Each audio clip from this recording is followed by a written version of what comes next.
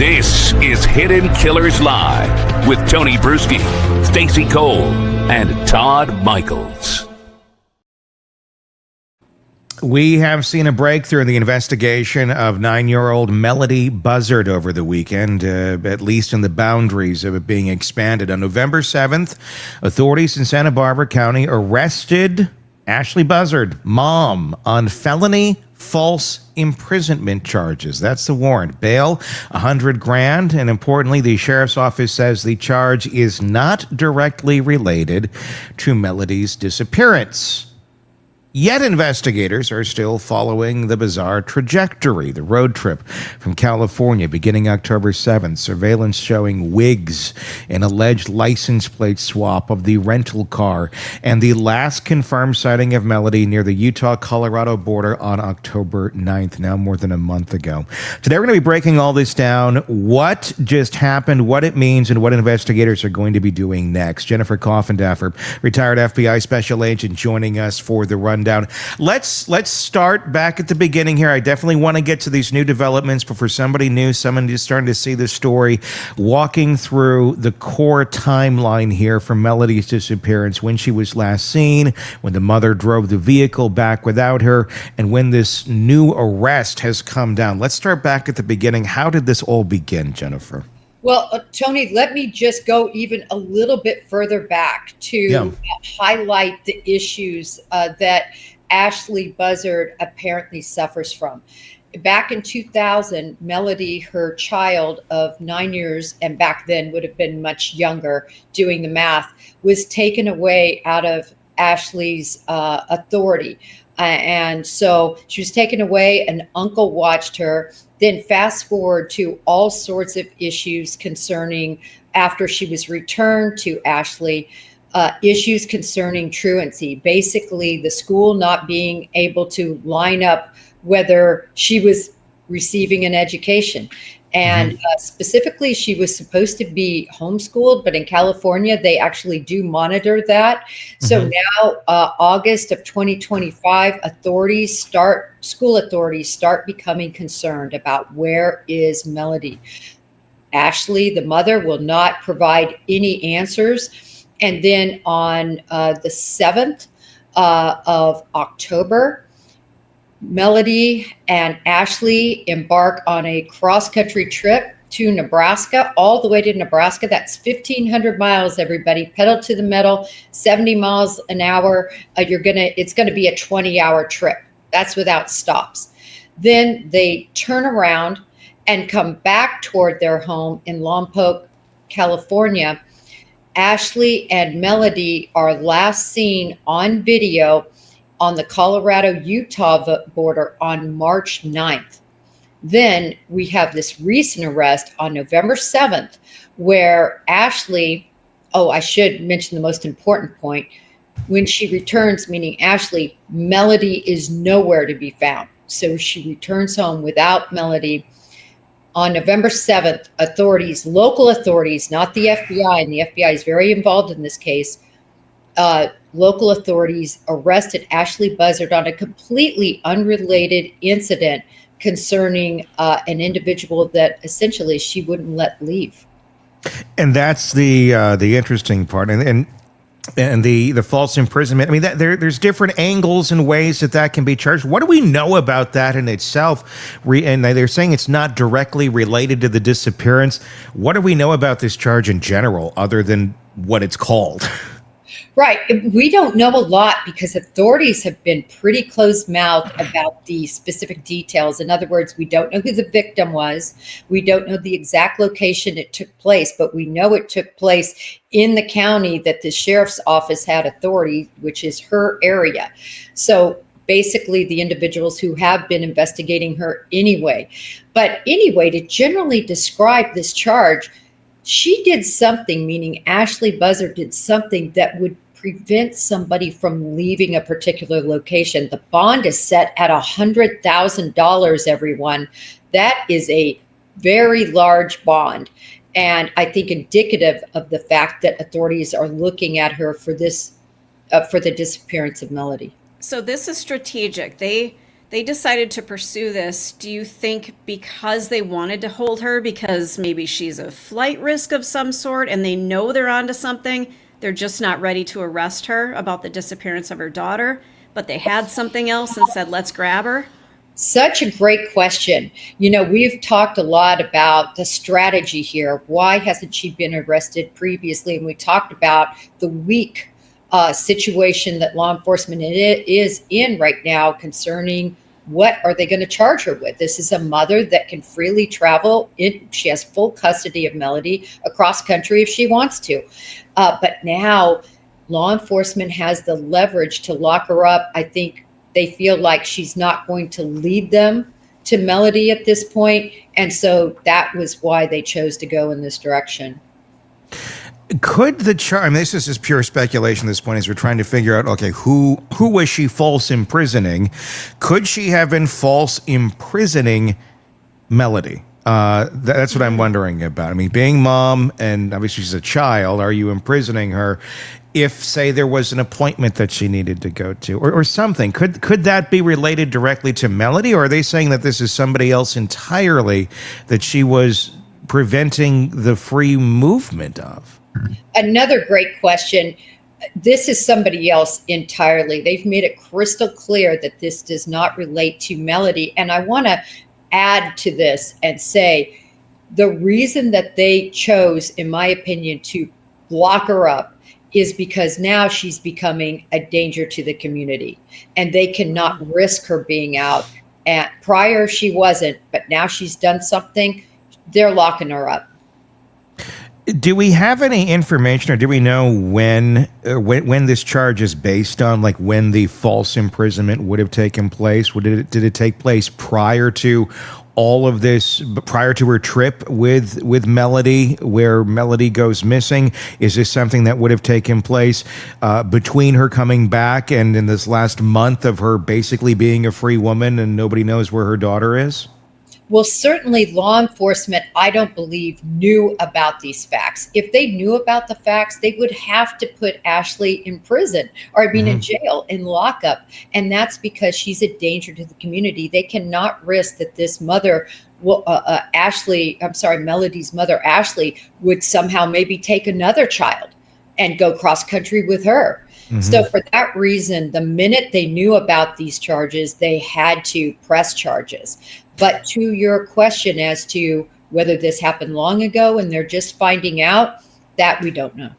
Because I'm wondering, I mean, they got to be, I'm sure they're investigating, they're digging here, they're talking to anybody and everybody that knows this woman and are getting stories. So I'm wondering if this is something that came out of one of those conversations of, I was in her house, we were having a like maybe it came from a family member. I don't know, just somebody who was in her orbit.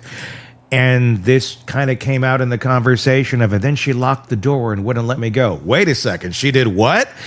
And I mean, could it have stemmed from something like that, where eventually, yes, the person is let go, but authorities can look at it as a claim of false imprisonment from someone else and then be able to press these charges? Can that be done just simply on one person's word against another? And how well could that hold up if there's not, anything other than one person saying she did this? Well, I will answer that question in the negative, no, because they're going to have to corroborate any sort of testimony or witness statement from anybody, Tony. You can't just have somebody coming forward, especially in a high-profile case like this, where somebody could just be wanting some sort of recognition or something in this light. You're going to have to look at all the details and corroborate that somebody was indeed falsely imprisoned before you press these charges. And the prosecutor is going to insist on that. So they likely have some solid evidence here that she actually did this to somebody. We don't know how, when, why, but they have enough where they said, okay, we can go get her, charged her on this. Why do you think it is that that was in lower hanging fruit than we don't know where your daughter is and you're not telling us either for a month? That the charges are easier to go and get somebody locked up for this. Meanwhile, there's a child that no one has any clue where the hell they are. It seems like that would be the lower hanging of the fruit, but apparently not. Right. It seems sort of backwards. But again, the big problem is Ashlee has legal custody of her daughter, Melodee, and she's allowed to take her cross country. She's even allowed to take her cross country and let her be with others that she approves. She has full control of 9-year-old Melodee. And so what can you charge her with? You possibly could charge a child endangerment charge. We've seen that before in other cases, but it's flimsy, I believe, because despite 2 search warrants being served on her home, one on the rental vehicle, another in a storage unit that law enforcement found, they still don't have enough to charge her related to Melodee. And that's kind of concerning. Is there any sort of legal requirement for parents to produce their child if they have not been seen by anybody within days, weeks? I mean, you look back at the Daybell case, same thing. Oh, yeah, my kids are somewhere else. Well, they never were. So it seems odd to me that we have kids who are just missing and the parent goes, I don't know. And that's okay. It seems like it's okay. Yeah, look, this is the deal. There is a court. It's called a dependency court, and they exist particularly in California. That a judge could call her to answer for the details regarding Melodee, and if she didn't, she could be held in contempt. I've never clearly understood why that route wasn't taken, or if it was taken and the judge just didn't hold her in contempt. The problem with dependency courts is we can't get any of the information because it's all related to minors. Ah, there it is.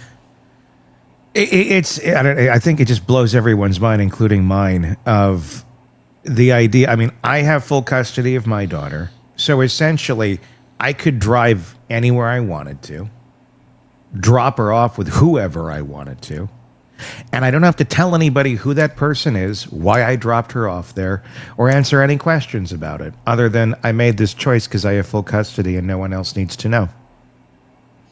That's pretty much the facts. That's disturbing as shit. It's kind of disturbing because you wonder who's really looking out for them. And we've seen CPS and DCS, and all these agencies drop the ball over and over again. I mean, it needs to be clearly stated here that certainly DCS fully knew of the issues. She had lost custody before. We know less than 2 years ago, her mother had received a call from CPS or DCS, the Child Protective Services Agency there in California, and had actually gone to Ashlee's house to check on Melodee and saw a house in complete squalor, saw, rancid food, eggs laying on the counter, she reported. And she was fearful that there was nothing to eat in the house and that likely Ashlee was feeding her child this. And this was less than 2 years ago. So this is a pervasive problem we see all the time. Authorities know, authorities allow the mother to maintain custody, and then we see a tragedy like this.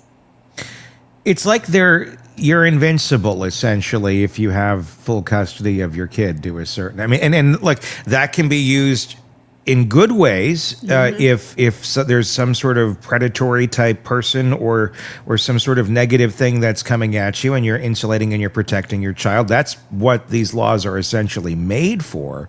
But if you're using them in an ill way, if you're using them to protect yourself while you're in fact harming the kid, the laws also apply there too. And then insulate, exposing the depravity of what's going on with your child to the rest of the world because the laws are essentially insulating you from that. That seems like a very big issue that I'm guessing far more than Melodee or her mom, Miss Buzzard, Ashlee Buzzard, would be taking advantage of here. This seems like a giant loophole. And we've seen it in other cases too. Why is it that we don't have anything like you were talking about, that court that could step in and say, please give us information on your child? It seems like the wheels of motion to get any answers there would move far too slow to actually prevent something horrible from happening if the kid's sitting out there, which is now more than a month in God knows where. Yeah, no, you bring such a great point up, Tony, and I'm going to add to it again and say, let's consider this too. These individual parents who harm their children. Another thing that they use is this whole homeschooling ideal. You know, they love to say, yeah, I'm homeschooling my child. Well, why? And I'm not talking about all parents. Well, let's be crystal clear about that. Yeah. I'm just talking about the parents that use it as really a ruse, if you will, because they're beating their children. The children are emaciated, you know, everything else that happens to these poor children. And the last thing they want are their children to be seen in a school setting and to get reported. So what do? We're going to homeschool. And because they have full custody, as you were just talking about, they can do whatever they want. Yeah, there's accountability when a child shows up at school and they haven't eaten, their clothes aren't clean, they're not clean. Things become really apparent. So it does make sense to pull them out of school. Nobody's going to be watching them. And that's where there's a flaw in the system. There needs to be that accountability, even if you're homeschooling, to produce your child once in a while, you know? Well, and here's the other sick reality of the whole system is if you get caught for having an emaciated child and not taking care of your kid, the kid's going to get taken from you. Maybe. Maybe. That's a big maybe. Depends how busy their workload is that day. And that's true. But if it does get taken from you, you know what the next move of the system is? Family reunification. Like, across the board, no matter what. The best thing for this kid is to get them back in that shitty house that we just rescued them from. Because after we get this parent into this class, God knows that's going to change everything. They're suddenly going to decide, maybe I should stop abusing the shit out of my child and feed them and stop hitting them and torturing them. That little class will take care of that, so let's reunify that shit. The system is designed to basically, if you're a predatory parent to your own child, well, it's Candyland. The game is easy to keep going up at the top of that board because the system works to your favor, not to anyone else on the outside trying to get in and say, there's a problem here. This kid needs some help. And they know it. These predators know it. I'm going to throw out the name of Kinsley Welty. For those of you who don't know, and this is a perfect example of what we're talking about here. Again, DCS well involved, knowing there were serious issues, and this child was reunified, thrown back in. I shouldn't say reunified. I don't think they ever actually took her. They just put her under, they would make home visits. Well, they home visited her and said the home was fine. And guess what? 5-year-old Kinsley was 20 pounds. Oh my God. Covered in feces, covered in insect bites, hadn't been fed, kept in a closet for years upon years, had her rear end taped shut with duct tape. And yet authorities were visiting and authorities were going there. It's mind-boggling. Obviously, she died recently. And it's just sickening what is happening. So, sorry. No, it's true. I mean, this reunification bullshit is utterly insane. I see it. I'm watching it right now. I'm watching the system work its magic in something in my world with a friend. And I'm seeing the system utterly just completely work against the well-being of the child because there's a CPS worker that wants to check a box and basically say, look, we got reunification because that's what the goal always is, no matter what sort of evidence exists to the contrary, that this is a massively horrible choice for where this child should go. But because the system says reunification is the answer, you have inexperienced CPS workers, you have lazy CPS workers, you have people who are just lifetime jobs and they're there to check the box and get the paycheck. You certainly have wonderful ones too, who do not do any of that and are there for the right reasons. But you also have a mix of shit in there as well. And it's really, again, it's complete luck of the draw depending on who the kid gets as a caseworker. But that system never seems to work to the health of the child. It's always to the detriment and to whatever the system, the bureaucracy says is going to be the best course of action. And it's maddening, but it's happening. And most people have zero clue. They think that something's going to step in. I think that's why some people are shocked by this case of how does she not produce the child for a month and she's still free and there's nothing anyone can do? Because the system is working as designed. This is how the system works. If you want it changed, elect different people and change the system. Until then, you can't bitch about it because it is what we have in place, and we don't seem to make this a priority to change it. I just wonder, what is the standard for care for a child? And Jennifer, maybe you can answer this question. If they go in and see a child in the state in which you just described with that horrific case, what is the level, the bare minimum requirement to take care of a child if they can walk away from a child like that and say, everything's fine? Well, they don't see the children in that state because that door is shut, the child is cleaned up, and the child is out, and they're able to view a living room and things look okay. And I can tell you this is a very particular case. I'll make it quick. But on a case I worked, we were on what we call a T3 wiretap over here, right? And I'm listening to these bad guys discuss crime, right? But in the middle of it, the mother has a meltdown and beats the tar out of her kid. I can hear it. I can hear it going on. Like this child, and I think the child was like 3 or 4, and you can just hear the wailing and beating until it stops. I immediately contact CPS. They go out there and they do nothing.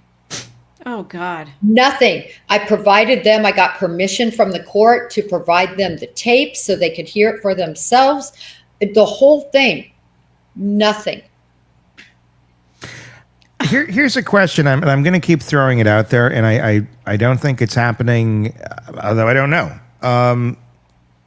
Because CPS is very divided up amongst different jurisdictions, and there's not a one that's universal for our entire country. Every state's a little bit different, and you have every jurisdiction.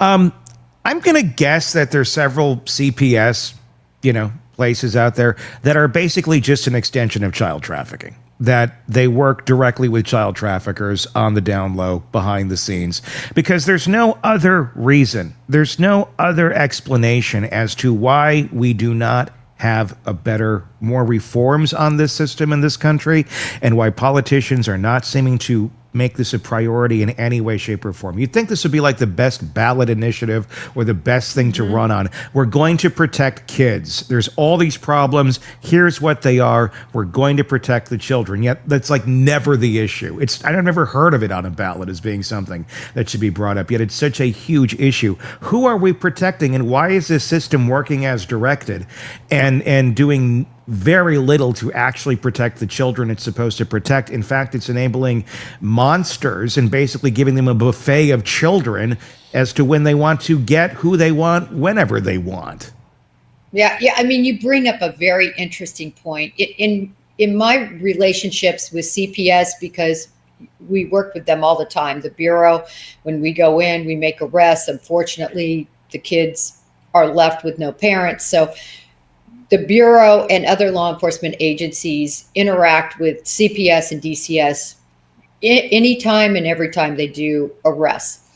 So in that context, great people in some instances that I dealt with, the ones that were terrible, I can tell you they are so cold, so callous, so underpaid, so overworked, so unable to manage what they have that they just really throw their hands up, and they're just trying to make sure that when they go visit the house, they don't come across a dead kid. I mean, and I'm sure and you get that. You get the great ones. You get the ones who are throwing their hands up.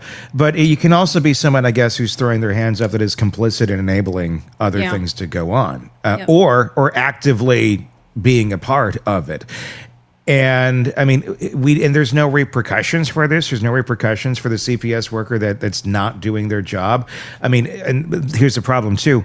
We don't allow them to do their job either because we don't give them the resources to do it. So it seems the system kind of creates this broken nightmare that never really can function correctly. So you're going to get people and they're going to get burned out that are trying to do their best, that do have the best interests. And then you get a mix of everything else. People who are just, well, I'm checking a box, I'm doing my job. And then ones who know, hey, this is fertile ground for being around children that are already disenfranchised, that could easily be manipulatable or disappear without many people knowing, if any at all.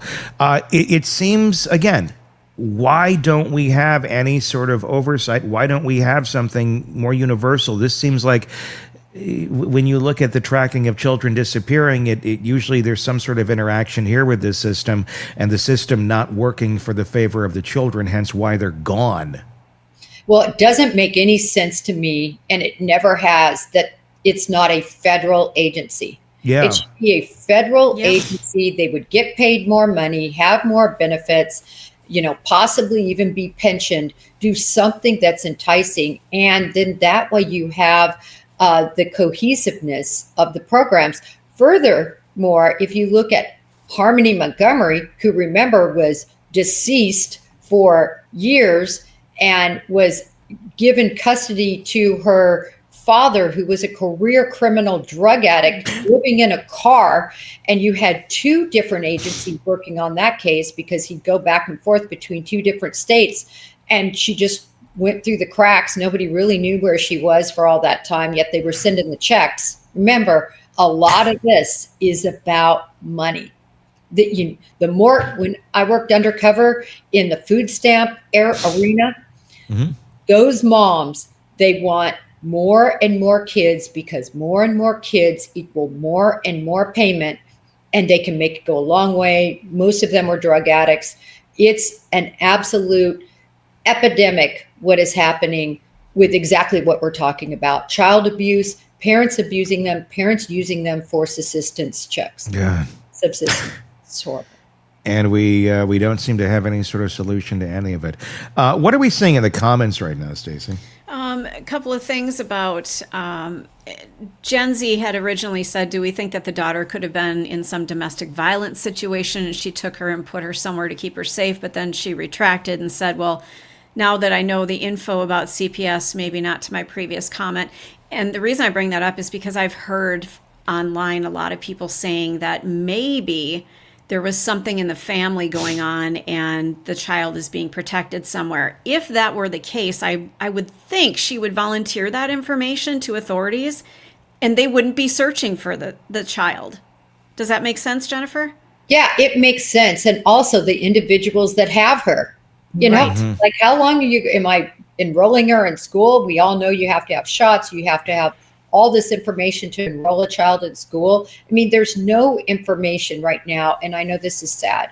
There's no information that she's alive. Yeah. There's no information out there. And we're dealing with an individual who, in my opinion, is completely unstable. I base that on what her own mother has said, what other individuals around her have said, what the charge she just got, a false imprisonment charge, her actions of putting on wigs, of renting cars, of switching out license tags. This is a paranoid individual who I think and there's always a proximal event before a major move that she made.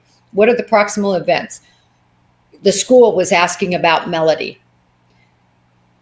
She is concerned that they are going to come and take Melodee, I think. And so what does she do? Because again, this isn't her first rodeo. She packs her up, she disguises her, and she takes her across country, turns around and comes back, again, completely illogical. And I just don't think that she gave her to anyone. I just can't imagine she would give up that control. But do you I mean, if you're going, again, we're talking about someone who likely is not operating with a full deck. Right. Did she go and hide her somewhere, or did she kill her and hide her somewhere? I mean, because if you're concerned someone's going to take your child from you, your goal is not usually the death of the child, it's protecting the child. But in some weird control ways, when it's all about control for someone, the most control you're going to have over somebody is if they're dead too. So, I mean, that's the question. I mean, we could be talking about a delusion here of, I'm going to go hide her in the woods somewhere. Literally, Melodee, come here, let's go. We made this little fort. Now Mama's going to go away and you're safe here. God knows. I mean, that could be what happened, or it could be something far worse. And well, we've seen it play out with Lori Vallow. Yeah. Zombies. Zombies. Yeah. It's time for the zombies to die, right? Now, remember, you and I don't believe a word out of her mouth, but I know for many people do.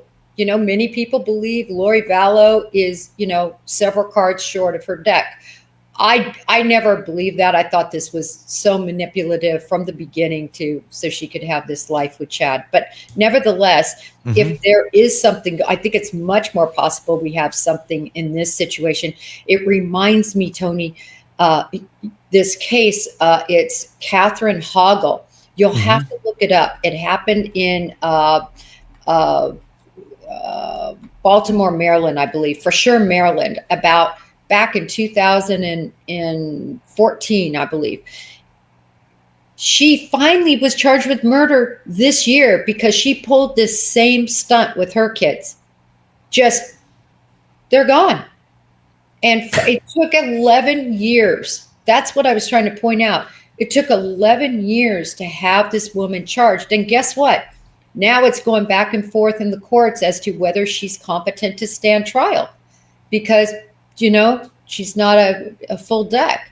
And that's the problem we have. I think this mirrors that case so much. And you have Ashlee competent enough here where she switches out license plate mid trip. What does that tell you about it too? Oh, first of all, she had to get a hold of license plates. Now, where'd she get those? Actually, it's easy. You can look right now, because I did, on eBay or on Amazon. I looked specifically for New York plates, and they're about $30. Wow. So you could sell your license plates. You could sell whatever on eBay, and Amazon has them too. So that's what I think she did. I think she well prepared for this. This shows me total premeditation, the wigs.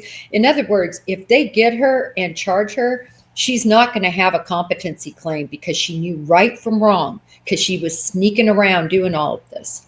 Why would you put she actually used her legal name to get a rental car. Isn't that just the first line of stupidity here? I mean, we've never said that criminals are smart, but doesn't that just seem like, dumbass? Why would you do that? Well, this is the problem. I tell you, it is harder to rent a car by far than it is to vote.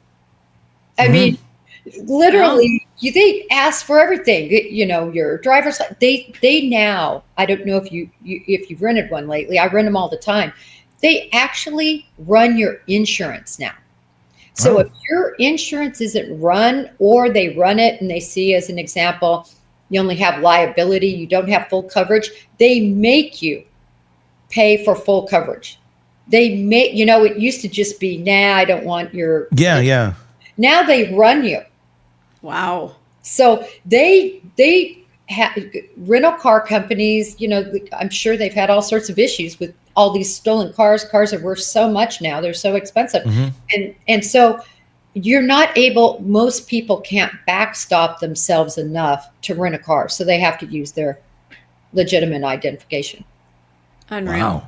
Wow. Interesting. Yeah. I mean, it used to be like, you could kind of almost anybody rent a car, but I have not rented one in a while, but, maybe that's for the good. Because without that rental car, we wouldn't know about the wigs. We wouldn't know about, that last footage that we have of Melodee and her. So many questions on this. Where do you see this going in the coming weeks? Well, Tony, a couple of things. One, I think it's very interesting that at the end of October, Ashlee Buzzard was seen going into another rental car company. And in fact, it's been reported as two different ones. She wasn't able to rent a car, probably because there were problems with her credit card, right? We know she's in about $23,000 in debt to another credit card company. So she has problems, couldn't rent that car.